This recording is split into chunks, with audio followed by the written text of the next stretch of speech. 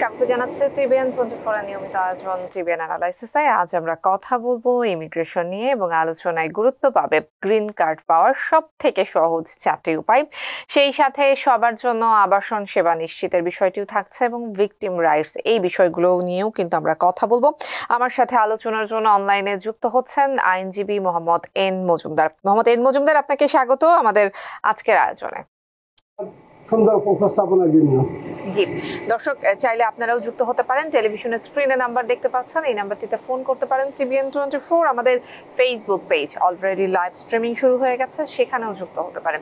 যে কোনো মতামত জানাতে পারেন। আমাদের আজকের আলোচনার যে বিষয়গুলো রয়েছে সেই সংক্রান্ত যদি আপনার কোনো প্রশ্ন থাকে সেই প্রশ্নও করতে পারেন। আমাদের অতিথি আপনাকে আইনি পরামর্শ থেকে শুরু করে বাকি যে প্রশ্নগুলো রয়েছে সেই প্রশ্নগুলোর উত্তর দেবেন।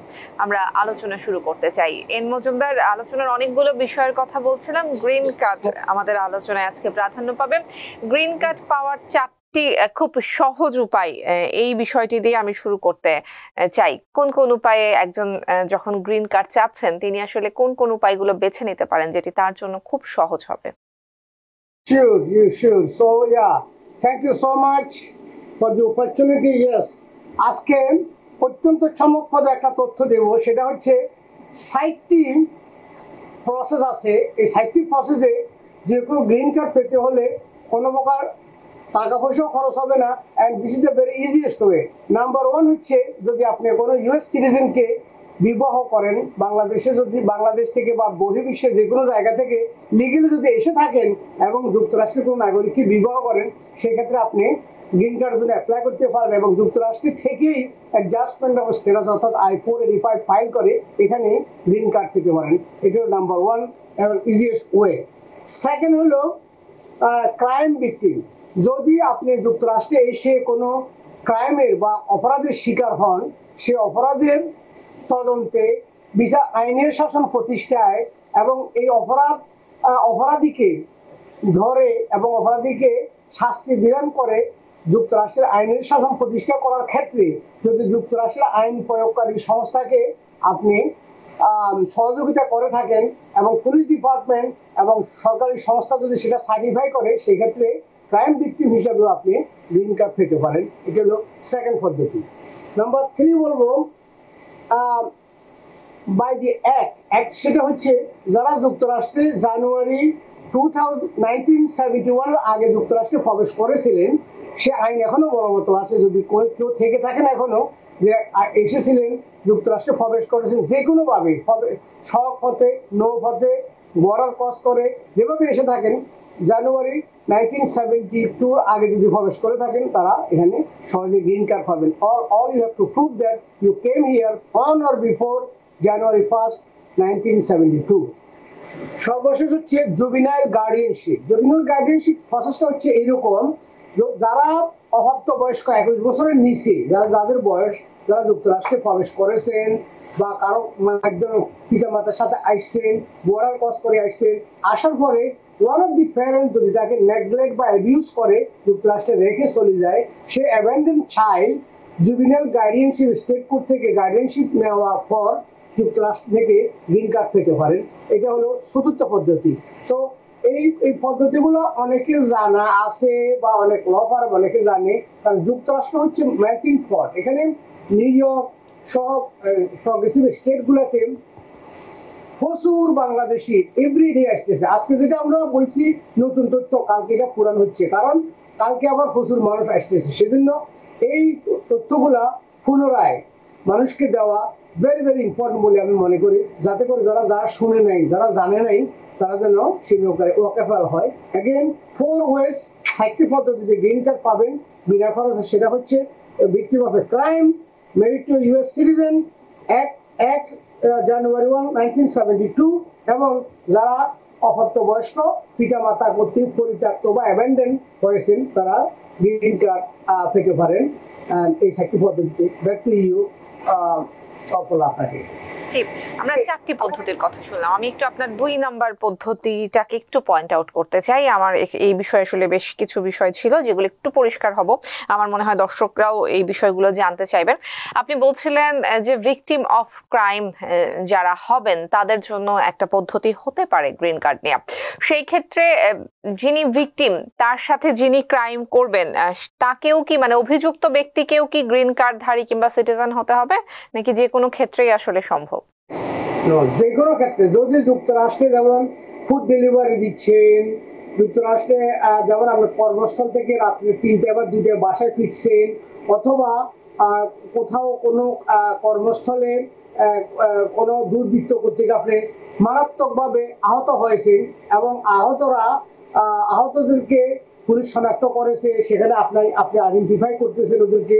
এই যে পুরো প্রসেসে পুলিশ ডিপার্টমেন্টকে যে আপনি যদি সহযোগিতা করে থাকেন, তখন পুলিশ ডিপার্টমেন্ট আপনাকে সার্টিফাই করবে যে this individual victim was very helpful to promote justice, to find the victim, to find the accuse person অর্থাৎ পারপিট্রেটর, এবং যে অপরাধীকে ধরতে, অপরাধীকে বিচারে সোপাদ্য করতে এবং বিচারের সম্মুখীন করতে যে সহযোগিতা করেছেন, সেই জন্য সেই ক্ষেত্রে যুক্তরাষ্ট্র সরকার আপনাকে ইউ ভিসা অর্থাৎ ভিকটিম ভিসা আবেদন করে আপনি এখানে যুক্তরাষ্ট্র থেকে গ্রিন কার্ড পেতে পারেন।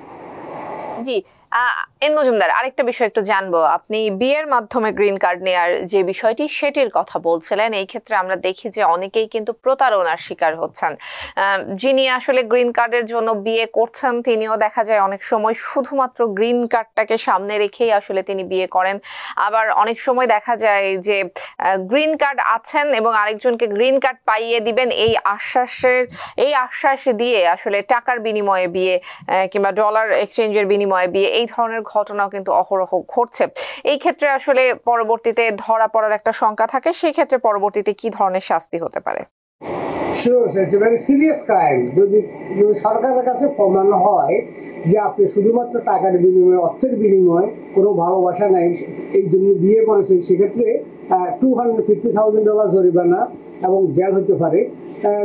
সেটা আইনি বিধান রয়েছে এবং প্রত্যেকটা ফর্মে সে ফিনান্সের কথা বলা হয়েছে। তবে বিয়ে করার আগে আপনাকে দেখতে হবে যাকে বিয়ে করছেন সে স্বামী বা স্ত্রী, সেটা লিজিটিমেট পার্সন কিনা, সে ইতিপূর্বে বিয়ে করেছে কিনা, ইতিপূর্বে প্রতারণা করেছে কিনা, আপনার সাথে অপারেশন করবে কিনা, আপনি সেটা জেনে শুনেই বিয়ে করতে হবে। এবং অনেক ক্ষেত্রে দেখা যায় একটা রাফশিট বলা হয়, যাকে বিয়ে করছেন তার রাফশিট যদি আপনি রান করেন, সেখানে বুঝতে পারবেন সে যদি কেউ কনভিক্টেড ফেলন হয়ে থাকে, যদি কেউ আগে কোথাও বিয়ে করছে ওটাকে ডিভোর্স না দিয়ে বিয়ে করে থাকেন, বিভিন্ন ভাবে এটাকে স্ক্রিনিং করা যেতে পারে। তো স্ক্রিনিং না করে বিয়ে করা ভেরি ভেরি ডেঞ্জারাস। তবে যদি আপনি দেখাইতে পারেন যে আপনার কাগজপত্র আছে, আপনি মহিলাকে বিয়ে করেছেন বা ছেলেকে বিয়ে করেছেন, তার লিজ আছে, একসাথে ব্যাংক অ্যাকাউন্ট আছে, একসাথে জয়েন্ট ট্যাক্স রিটার্ন আছে, ইন্স্যুরেন্স আছে, একসাথে প্রচুর ছবি আছে, সুতরাং মোস্ট অফ দি টাইম বিবাহের কেসগুলা অ্যাপ্রুভই হয় বা প্রতারণার সংখ্যা, ফ্রডের সংখ্যা অত্যন্ত কম। তবে আমাদেরকে কেয়ারফুল হতে হবে before you take the risk. Also যারা পায়ে হেঁটে বা বর্ডার ক্রস করে আসছেন তারা কিন্তু এখানে অ্যাপ্লাই করে এখান থেকে গ্রিন কার্ড পাবেন না, তারা আবার স্বদেশে ফেরত দিয়ে লিগেলি এন্ট্রি থাকতে হবে, সেটাও মাথায় রাখতে হবে। ইদানিং প্রচুর মানুষ আসার পরেই তারা দালালের খপ্পরে পড়ে, তারা একজনকে বিয়ে করায় পয়সার বিনিময়, এখানে হয়ে যাবে বিয়ে। একটা সবার একটা কমন ধারণা যে বিয়ে করলে এখানে গ্রিন কার্ড হবে, আর দ্যাটস নট ট্রু। সেটা অলওয়েজ কিন্তু সত্য না, আনলেস অল আদার ক্রাইটেরিয়া যদি মিট না করেন। সুতরাং থ্যাংক ইউ আপনাকে এই ইস্যুটা তুলে ধরার জন্য। ফ্রড থেকে অ্যালার্ট থাকতে হবে, প্রত্যেকটা বিষয়ে সর্বোচ্চ সতর্কতা অবলম্বন করা ভেরি ভেরি ইম্পর্টেন্ট। তাতে করে আপনি দালালের বা খপ্পরে পড়ে আমও না যায়, সালাও না যায়, আপনি টাকাও গেলেও কারও পাইলেন না, সেখানে অত্যন্ত দুর্গতির সম্মুখীন হতে পারে। সেই ব্যাপারটা আমরা উল্লেখ করতে চাই। বর্ডার ক্রস করে যারা এসেছেন কিংবা এখানে আসলে দালালের খপ্পরে পড়েছেন কিংবা কোনো একটা দুর্ঘটনা ঘটে গিয়েছে, আপনি বলছিলেন যে পরবর্তীতে আবার নিজ দেশে ফেরত গিয়ে আবার আসতে হবে। নিজ দেশে যদি ফেরত যায় সেই ক্ষেত্রে আবার পুনরায় আমেরিকায় প্রবেশের ক্ষেত্রে কোনো প্রতিবন্ধকতা সৃষ্টির শঙ্কা থাকে কিনা? হবে না। এই জন্য নির্দেশে আপনি এমনিতে চলে যাবেন না। নির্দেশে যাওয়ার আগে 601A ওয়েবার একটা অ্যাপ্লিকেশন আছে, ওই অ্যাপ্লিকেশন যদি অ্যাপ্রুভ হয় তাহলে আপনি নিশ্চিত আপনি আসতে পারবেন। সেখানে বলাই আছে আপনি শুধুমাত্র বাংলাদেশ থেকে পুলিশ ভেরিফিকেশন নিয়ে কনসুলার প্রসেসিং হয়ে এখানে ঢুকবেন, এখানে ভিসা ফি সব দিয়ে যাবেন। সুতরাং এটা ভেরি সেফ পদ্ধতি যদি আপনি পারমিশন পেয়ে গিয়ে থাকেন। আর যদি পারমিশন না নিয়ে যদি দেশে এমনি চলে যান, সেখানে আপনার ফিরে আসতে প্রচুর জটিলতার সৃষ্টি হবে। জি, আমাদের সোশ্যাল মিডিয়াতে অনেকে যুক্ত আছেন। ফেসবুকে সালমা সাকি তিনি একটি প্রশ্ন করেছেন, আসলে বাংলাদেশে ঢাকা এম্বাসি বন্ধ খোলা এবং ভিসা দেওয়ার যে প্রক্রিয়া সেটি আসলে বর্তমানে বন্ধ রয়েছে, সেই সংক্রান্ত তিনি একটি প্রশ্ন করেছেন। যদিও এটা আসলে আইনের বিষয় যতটা না, তার থেকে অনেকখানি হচ্ছে যুক্তরাষ্ট্রের মানে আমেরিকার হচ্ছে পলিসিগত বিষয়। তারপরেও মোহাম্মদ এড মজুমদার, আপনার অভিজ্ঞতা থেকে একটু শুনি, আসলে এই ধরনের ঘটনা যখন ঘটে, এম্বাসি বন্ধ হয়ে গেছে, আপাতত ভিসা দেয়া হচ্ছে না, ডেট পাওয়া যাচ্ছে না, এবং যারা অ্যাপ্লাই করছেন তারা 1 বছর 1.5 বছর পরে যে ডেট পাচ্ছেন, এরকম একটা পরিস্থিতি যখন হয়, আসলে পরবর্তীতে কি হয়, সমাধানটা আসলে কোথায়? এটা অল ডিপেন্ড করে বাংলাদেশের রাজনৈতিক পরিস্থিতির উপরে।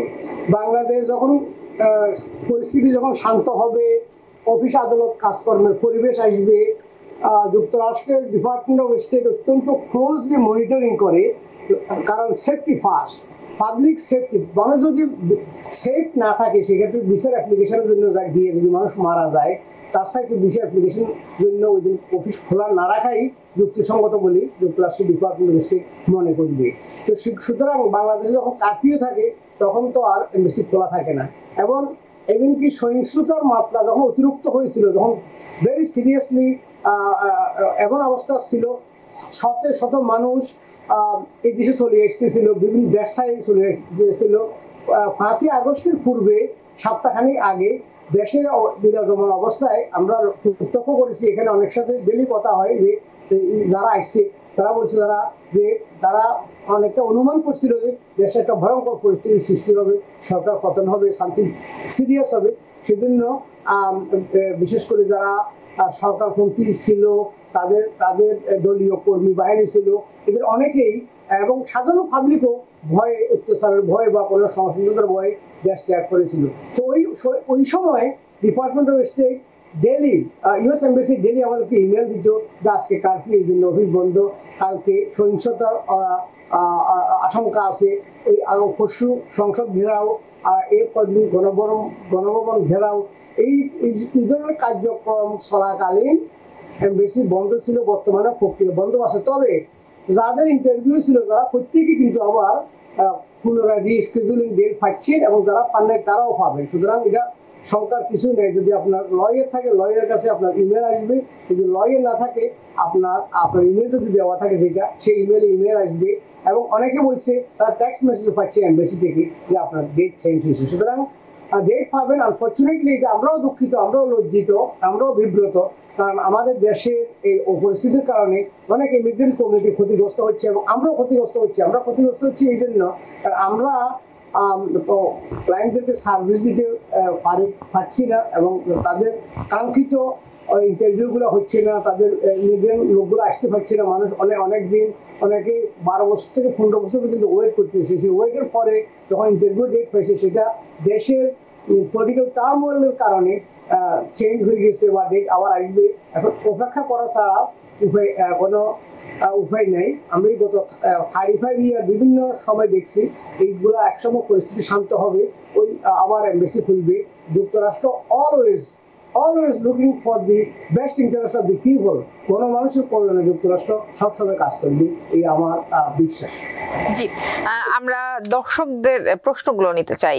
সোশ্যাল মিডিয়াতে অনেকে যুক্ত আছেন, আমরা যাব। তার আগে আমরা একটু টেলিফোনে একজন দর্শক রয়েছেন, টেলিফোনটি নিয়ে আসবো। দর্শক কে আছেন সাথে, নাম বলে প্রশ্নটি করুন।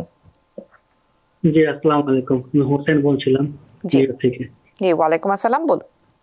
জি, আমার কোশ্চেন হচ্ছে, আমার গ্রিন কার্ড পাইছে 1 বছর হয়েছে, তো এখন ওয়াইফ বাংলাদেশে আছে। এখন আমার প্রশ্নটা হচ্ছে, আমি কি আর 2 বছর পরে ইউএস সিটিজেন পাসপোর্ট পাওয়ার পরে কি অ্যাপ্লাই করলে আমার জন্য ভালো হয়?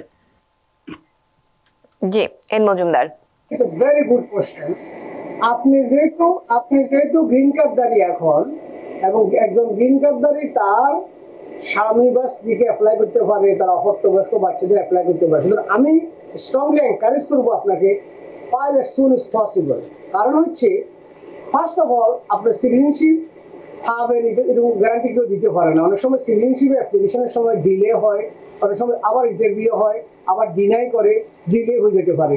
তখন আপনি আবার ওই যে অ্যাপ্লিকেশনটা করলেন না, যদি অ্যাপ্লিকেশনটা পেন্ডিং থাকে ইতিমধ্যে কিন্তু আপনার ওই গ্রিন কার্ডদার হিসাবে আপনার অপ্রাপ্তবয়স্ক বাচ্চা এবং আপনার ওয়াইফ ওনারা ইন্টারভিউ ডেট পিটিশনটা ম্যাচিউর হতে থাকবে।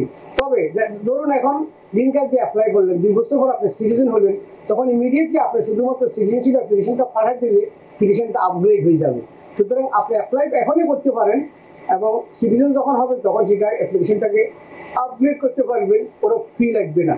সুতরাং আমি স্ট্রংলি এনকারেজ করি। এরকম দেখা গেছে অনেকেই সিটিজেন হবে অপেক্ষা করিয়া সে অ্যাপ্লাই করে নাই, এখন দেখা গেল পরে সিটিজেনশিপ সে পাইতেছে না, দেন এটা অনেক সময় আপনি লুজ করে ফেললেন। ওইদিকে আপনার ওয়াইফ, আপনার বাচ্চারা ওদের আগ্রহে অপেক্ষা করতেছে এখানে আসার জন্য, তারা এভরি ডে দিন গুনতেছে আপনার এখানে আসার জন্য, তাদের কাছে এটা শুভ ফল না।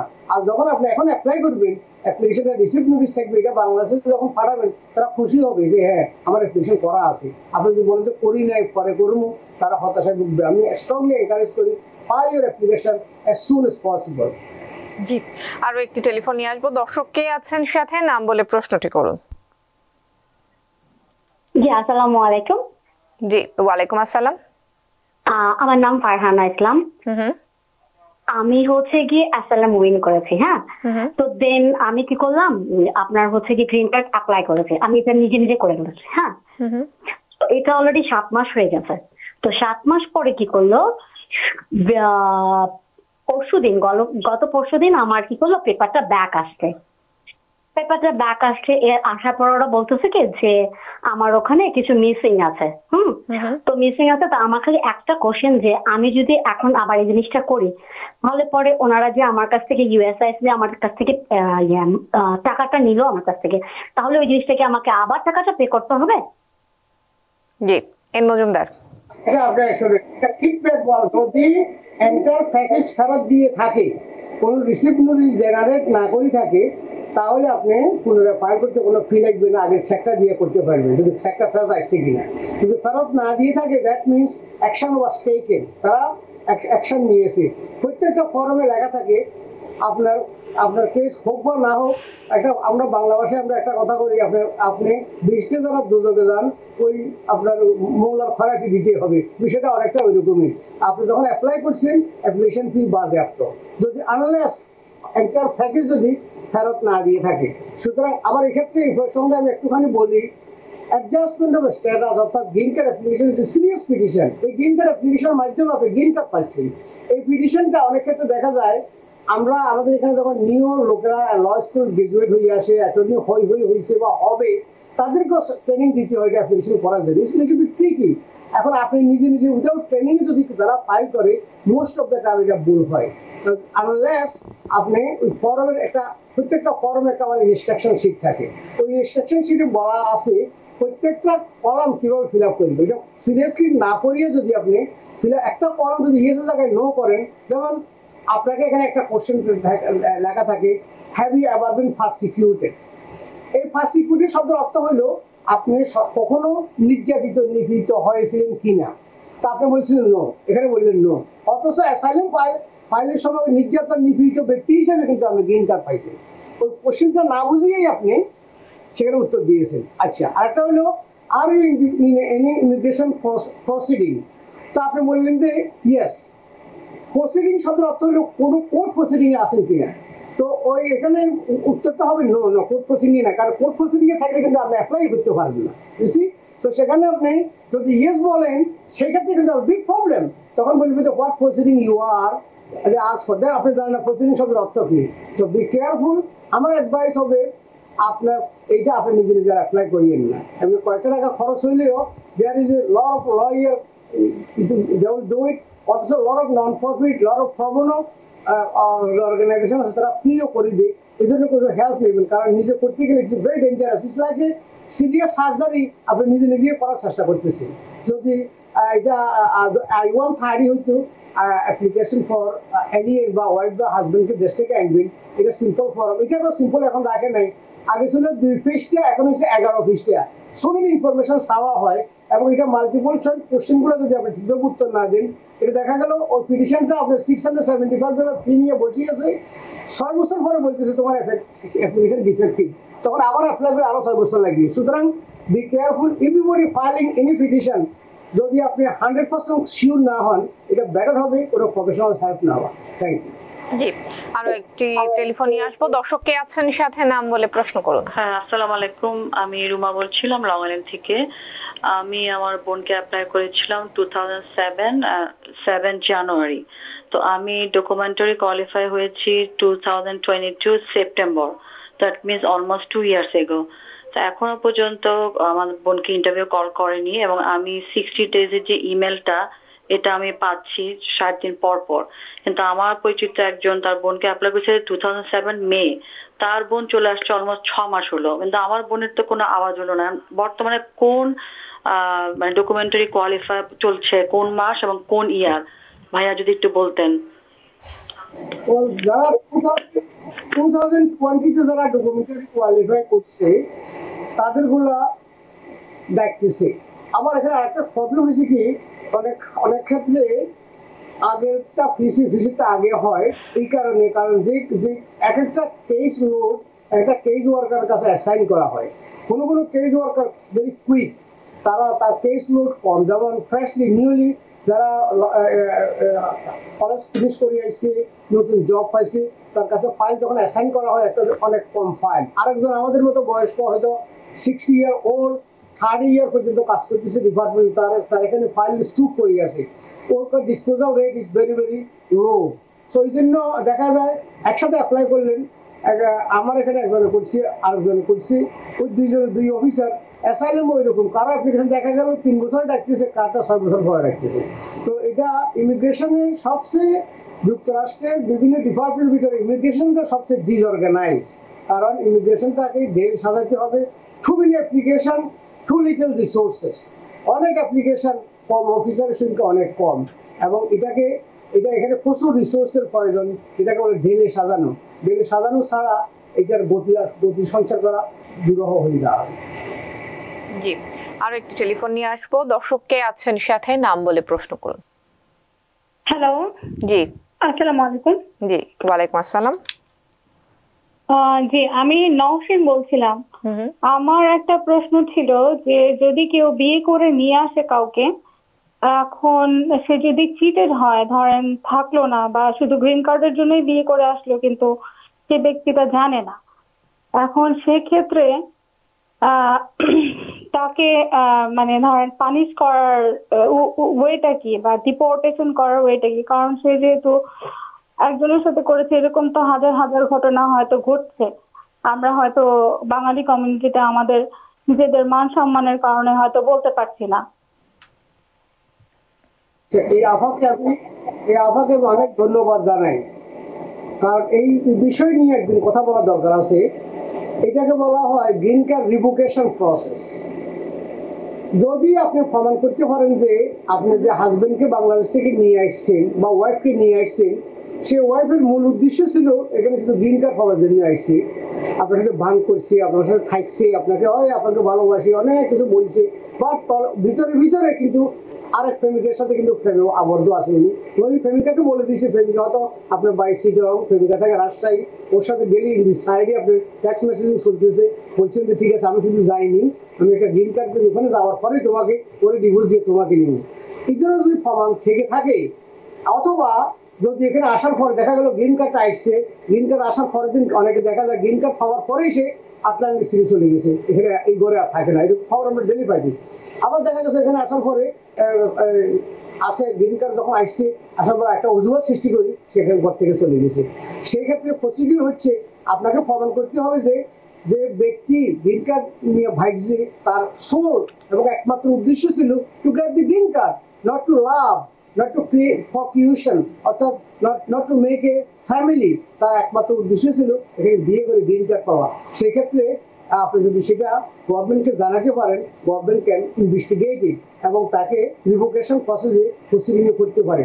বাট আনফর্চুনেটলি যেটা একটু আগে বললাম, ইমিগ্রেশন বিভাগ এখানে প্রচুর কর্মচারী না থাকাতে অনেক সময় এগুলো প্রচুর সময় লাগে রিভোকেশন করতে। তবে আপনি যদি অ্যাপ্লিকেশন ফাইল করেন, অ্যাটলিস্ট ওই ব্যক্তি পুনরায় আরেকটা লোক আনতে গেলে তার প্রোফাইলের ভিতরে পিটিশনটা থাকবে, সে আনতে বাধাগ্রস্ত হবে, সে সিটিজেনশিপ আনতে বাধাগ্রস্ত হবে, এবং রিভোকেশন যদি নাও হয়, she will go through a lot of hassle for lying, for fraudulent intention and for cheating with his wife, so বা হাজবেন্ড, যেটা দুদিকে হইতে পারে, যে ওয়াইফ হইতে পারে বা সেটা চিটিংটা হাজবেন্ডও করতে পারে। সো আপনার কোশ্চেনের জন্য অনেক ধন্যবাদ, এবং আমি অত্যন্ত দুঃখিত যে একটা মহিলাকে বা একটা ছেলেকে এইভাবে ফাঁদে ফেলে চলে যাওয়া ইজ ভেরি আনফর্চুনেট। একটা লাইফে একটা কালিমা সৃষ্টি হয়, লাইফে একটা দুঃখ বা বেদনা সৃষ্টি হয়, এটা কখনোই কাম্য নয়। জি, আরো অনেক দর্শক আমাদের সঙ্গে আছেন, টেলিফোনেও আছেন, সোশ্যাল মিডিয়াতেও আছেন। আমরা দর্শকদের প্রশ্নগুলো নেওয়ার চেষ্টা করব, তবে একটি বিরতির সময় হয়ে গেছে। দর্শক, টিভিএন অ্যানালাইসিসে নিচ্ছে একটি বিরতি, সঙ্গেই থাকুন। আবারও স্বাগত টিভিএন 24 এর নিয়মিত আয়োজন টিভিএন অ্যানালাইসিসে। ইমিগ্রেশন নিয়ে কথা হচ্ছে আজ।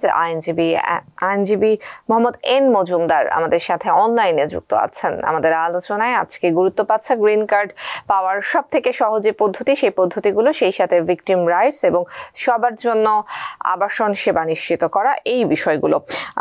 দর্শক, আপনারাও যুক্ত হতে পারেন, টেলিভিশনের স্ক্রিনে দেখানো নম্বরে ফোন করতে পারেন। টিভিএন 24 আমাদের ফেসবুক পেজে লাইভ স্ট্রিমিং হচ্ছে, সেখানেও যুক্ত হতে পারেন, মতামত জানাতে পারেন।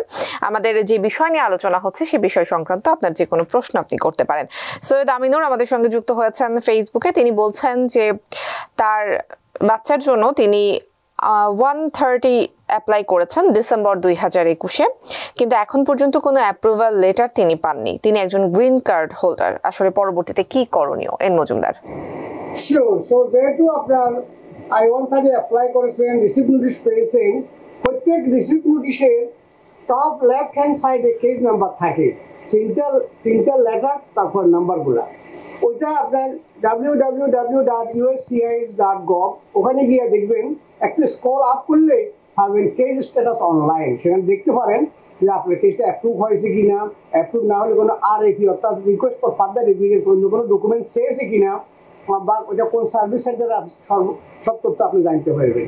তবে অ্যাপ্রুভালটা অনেক সময়, যেটা একটু আগে বলছিলাম, ডিপেন্ড করে কোন অফিসারের প্রসেস। কোনো অফিসার 1 বছরেই অ্যাপ্রুভ করে ফেলে, 6 মাসে অ্যাপ্রুভ করে ফেলে, আবার কোনো সময় ডিলে হয়। যেহেতু আপনি গ্রিন কার্ড দাঁড়িয়ে 4 ইয়ার্স ওয়েটিং টাইম, আপনার এখন অ্যাপ্রুভালের সময় আছে। তবে আপনি দেখতে হবে কোনো অন্য অতিরিক্ত ডকুমেন্ট চেয়েছে কিনা, সেটা আপনার বাসা যদি ছেলে মেয়ে থাকে, স্কুল গোয়িং, বা আপনি নিজেও যদি ক্যাপেবল থাকেন, আপনি চেক অনলাইন অথবা কোনো প্রফেশনাল দিয়ে চেক করে রাখবেন। কারণ অনেক ক্ষেত্রে আমরা শুনি ইমিগ্রেশন কোন ডকুমেন্ট চেয়েছিল, আপনি পান নাই, না হওয়াতে কেস ক্যান্সেল হইয়া গিয়েছে, সেটা আপনি জানেনও না, আপনি ওয়েট করতেছেন আপনার লোক আসার জন্য। 7 বছর পর খবর পাইছেন আমরা কেস ডিনাই হয়ে আছে। So be careful always, every couple of month পর আপনি অনলাইনে 2 সেকেন্ড সময় লাগবে, 2 মিনিট 1 মিনিট সময় লাগবে, চেক করে দেখতে পারেন কেস স্ট্যাটাস অনলাইন। আশা করি আপনি প্রশ্নের উত্তর পেয়েছেন। জি, আরো একজন দর্শক আমাদের সঙ্গে টেলিফোনে যুক্ত আছেন, টেলিফোনটি নিয়ে আসবো। দর্শক কে আছেন সাথে? আসসালামু আলাইকুম। জি, ওয়ালাইকুম আসসালাম।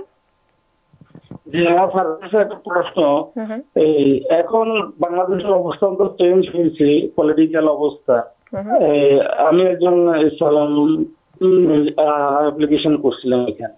আমার প্রশ্ন হচ্ছে ওনার কাছে, এখন আর কি এখানে ইমিগ্রেশন যাওয়ার নাকি কোনো কিছু জিজ্ঞেস না করে, শুধু নাম ঠিকানা জিজ্ঞেস করে আপনার কোনোভাবে এসআইএম কেসগুলো ডিনাই করতেছে, এটাই কতটুকু সত্য? জি, এন মজুমদার। সত্য না, এটা এই ধরনের সিচুয়েশন আগেও ছিল। যদি ইমিগ্রেশন অ্যাডজুডিকেশন অফিসার, যিনি আপনাকে ইন্টারভিউ নিচ্ছেন, উনি মনে করে যে এই পিটিশনটা totally fraud, totally something seriously wrong, তখন সে ইন্টারভিউ না নিয়ে আপনাকে বাসায় পাঠাই দিয়ে এবং লিখিত আপনাকে জানাবে কি হয়েছে। কারণ এখানকার নরমস হচ্ছে, তারা কনফ্রন্টেশনে যাবেন না, তারা বলবে না যে তোমার এটা বলেছে, ওইটা বলেছে, এই জন্য তোমাকে ডিনাই করতে, এইসব কথা বলবে না। তারা ওই যে মানুষের সাথে সাংঘর্ষিক কোনো কথাবার্তা বলে তর্ক বিতর্কে না গিয়া তারা এটাকে এইভাবে হ্যান্ডেল করে, যে নাম ঠিকানা সব কিছু জানিয়ে আপনার আইডেন্টিটিটা নিয়ে যে হ্যাঁ এই লোকেই আমি তাকে পরবর্তী ব্যবস্থা নেওয়ার জন্য সুপারভাইজারের সাথে কথা বলি আপনাকে বাসায় ভাড়াই দিই। এই ঘটনা কিন্তু বহুদিন আগে থেকে, এটা নতুন কোনো ঘটনা না। ধরে নিতে হবে ওই ব্যক্তির অ্যাপ্লিকেশনে সিরিয়াস কোনো রকমের সমস্যা আছে। যেমন সমস্যা এমন হইতে পারে ওই ব্যক্তি আরেকবার অ্যাপ্লাই করছিল, অথবা ওই নামে কেউ অ্যাপ্লাই করছে, আইডেন্টিটি সেম হয়ে আছে, অথবা সে এমন কিছু উদ্ভট কিছু ঘটনা সেখানে বলেছে যেটা এটা অ্যাপ্লিকেশনের যেমন এক্সাম্পল বলি, অ্যাসাইলাম ফাইল করার জন্য আপনাকে কয়েকটা ক্রাইটেরিয়া মিট করতে হবে। আপনি বাংলাদেশে যেমন অনেকে আসি বাংলাদেশে বলে বাংলাদেশে আমার কাছে সান্ডা আছে এই জন্য আমি অ্যাসাইলাম ফাইল করি। এটা অ্যাসাইলাম ফাইল করার রিজন না। রিজনটা হইতে হবে যেমন রাজনৈতিক কারণে আমাকে ডিসক্রিমিনেট করা হয়েছে, বৈষম্য দেখানো হয়েছে, সামাজিক কারণে বৈষম্য দেখানো হয়েছে, নারী হিসাবে আমাকে বৈষম্য দেখা হয়েছে, পুরুষ হিসাবে আমাকে বৈষম্য করা হয়েছে, অথবা স্ত্রী হিসাবে আমাকে বৈষম্য করা হয়েছে। এই ধরনের কোনো অভিযোগ যদি আপনার থেকে থাকে দেন দ্যাটস দ্য ফার্স্ট স্টেপ। এখন এটা এইসব কিছু কথা না বলিয়া আপনি বলতেছেন যে আপনার হাজবেন্ড আপনাকে প্রচুর অত্যাচার করছে, বাট এটার সাথে নেক্সাস থাকতে হবে, অন্যান্য বিষয় থাকতে হবে। যদি উদ্ভট, যেটাকে বাংলায় বলতে পারেন, উদ্ভট একটা কাহিনী দিয়ে শুধু আপনি ফাইল করছেন, এটা ইমিগ্রেশন অফিসার মনে করে নাই যে এটা আমরা প্রসিড করা। একটা কথা আছে আইনে, সামারিলি ডিসমিস। যেমন আপনি যদি কোনো একটা মিথ্যা ভুয়া বানোয়াট অথবা এমন কোনো তথ্য নিয়ে কোনো কেস প্রসিডিং করতে চাইছেন কোর্টে, আদালত যদি মনে করে আদালতের গুরুত্বপূর্ণ সময় নষ্ট করার জন্য আপনি এগুলা করতেছেন, দেন দেখেন deny your case and dismiss the case, summarily dismiss, অর্থাৎ তাৎক্ষণিকভাবে এটা কোনো ফাঁকাই দেয় নাই। যেমন একটু আগে ভদ্রমহিলা বলতেছিল যে সে অ্যাপ্লাই করছে, তার অ্যাপ্লিকেশনে সেটা ডিনাই করছে, এবং অনেক ক্ষেত্রে দেখা যায় এন্টায়ার প্যাকেজটা কিকব্যাক করে পাঠাই দিই, যে বলে যে তোমার এটা আমি অ্যাকসেপ্ট করবো না, বিকজ এবং এক্সপ্লেনও করে নাকি there are so many mistake, you better fix it, এবং তার চেক সহ তার এন্টায়ার প্যাকেজটা করে পাঠাই দিই। So be careful handling with the government. অনেক সময় খুব সুন্দরভাবে সাধুভাবে আপনার সাথে তথ্যগুলো সব নিবে, নেওয়ার ফলে ওই তথ্য আপনার বিরুদ্ধে ব্যবহার করবে, because there are this country is only fair. আপনি একটা গ্রিন কার্ড পাবেন, আপনি একটা সিরিয়াস পিটিশন করতেছেন, সেক্ষেত্রে আপনি আপনার ল স্কুলেও যান নাই, কোনো ল ফার্মের কাজের অভিজ্ঞতাও নাই, আপনি all on a sudden green card application শুরু করে দিলেন। এটা অনেকটা ইট ডাজন্ট মেক সেন্স। জি, আরো একজন দর্শক রয়েছেন আমাদের সঙ্গে টেলিফোনে। আচ্ছা, সংযোগটি বিচ্ছিন্ন হয়ে গেছে, আমরা আবার মূল আলোচনায় ফিরি। এন মজুমদার, আমাদের আলোচনার অনেকগুলো বিষয়ের মধ্যে একটা বিষয় কিন্তু ছিল যে সবার জন্য আবাসন সেবা নিশ্চিত করা, অর্থাৎ হাউজিং ফর অল। এই বিষয়টা একটু জানবো যে নিউ ইয়র্কে বসবাসরত কারো যদি থাকার মতো জায়গা না থাকে, কিংবা তিনি যদি অনুভব করেন যে তার একটি বাসস্থান দরকার নিজস্ব, সেই ক্ষেত্রে আসলে ক্রাইটেরিয়াগুলো কিভাবে তিনি কি করতে পারেন? অত্যন্ত জনগুরুত্বপূর্ণ বিষয়। যেমন ধরুন একজন অবলা নারী বা একজন ভাগ্যহত পুরুষ তার ঘর থেকে আজকে ডোমেস্টিক ভায়োলেন্সের কারণে আজকে বললো যে তুমি এখানে ঘরে থাকতে পারতেছে না, কল 311, আপনাকে শেল্টার দেওয়া হবে।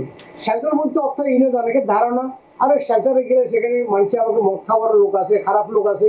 That's not true. শেল্টারের বিভিন্ন ধরন আছে। যেমন একজন মহিলা, তার সাথে একটা বাচ্চা আছে, তাকে কিন্তু ওই শেল্টারে দেওয়া হবে, তাকে দেওয়া হবে হোটেলে, তাকে দেওয়া হবে ছোট্ট একটা অ্যাপার্টমেন্টে।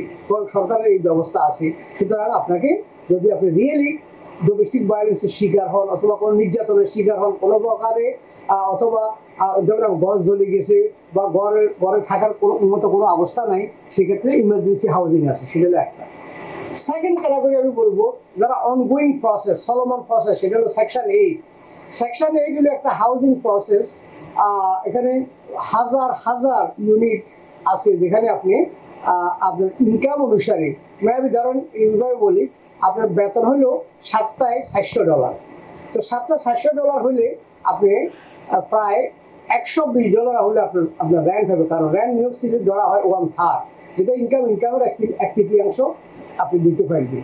সুতরাং $150 ভাড়া দিয়ে আপনি থাকতে পারবেন সেকশন 8-এ। আবার দেখা গেল যে আপনার কোনো ইনকামে নাই, সেক্ষেত্রে আপনার কোনো বাওয়া দিতে হবে না। তো সেকশন 8 অ্যাপ্লিকেশন অলওয়েজ ওপেন।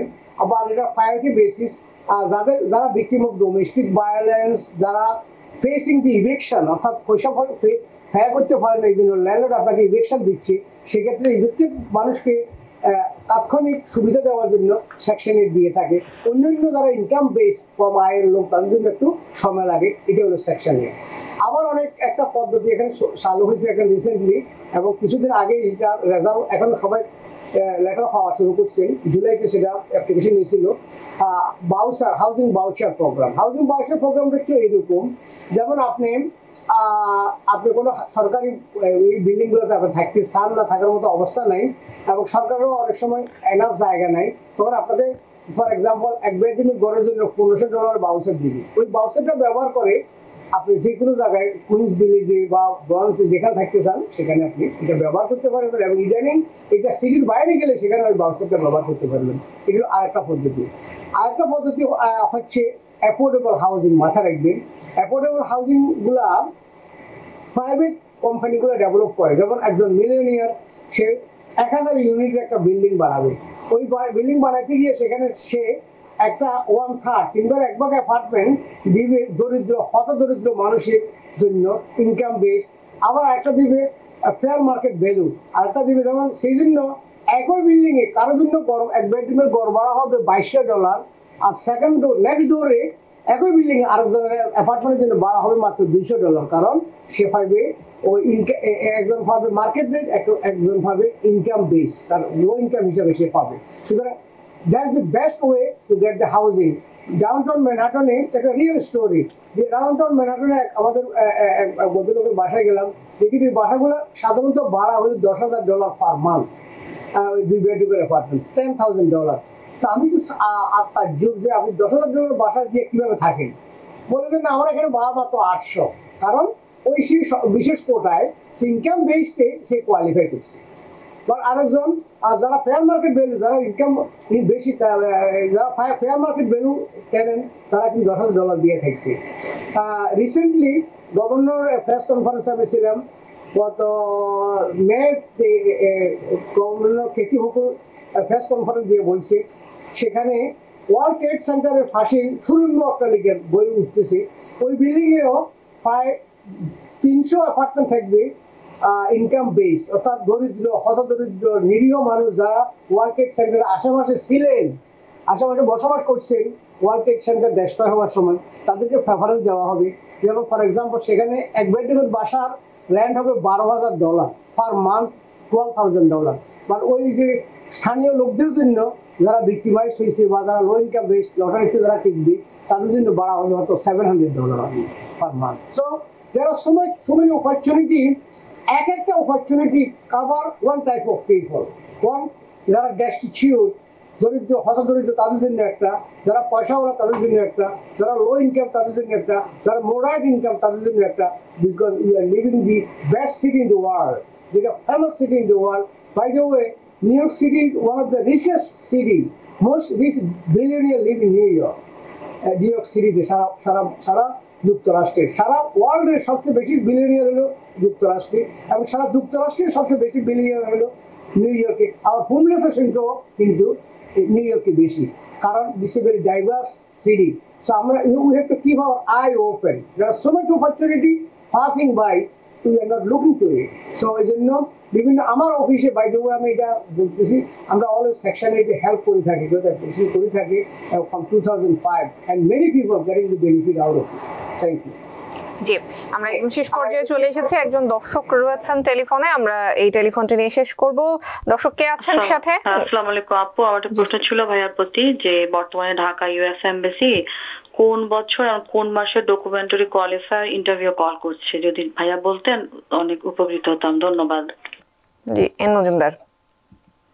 যারা ডকুমেন্টারি কোয়ালিফাই করছে 2020, তাদের অ্যাপ্লিকেশনও এখনো কল করতেছে। তবে যে অ্যাগেন যে সমস্ত অ্যাডজুডিকেশন কোন অফিসারের কাছে আপনার কেস আছে, এটা একটা ম্যাটার।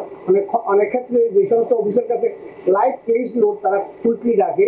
তবে যারা ডকুমেন্টারি কোয়ালিফাই করছে তারা অন্য কোনো ডকুমেন্ট আর জমা দিতে হবে না, তাদের কেস ড্রপ আউটও হবে না, আপনারা just seat tight.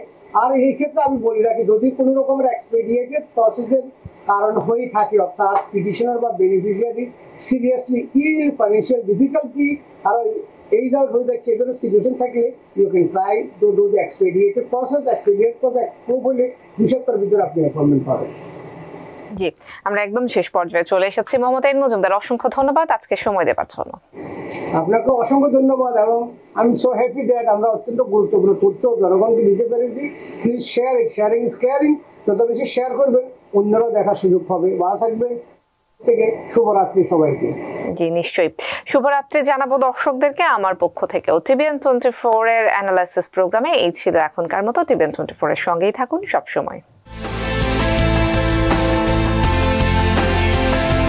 TVN 24 television দেখতে আজই কল করুন 7187776556। লগ ইন করুন www.totalcablebd.com।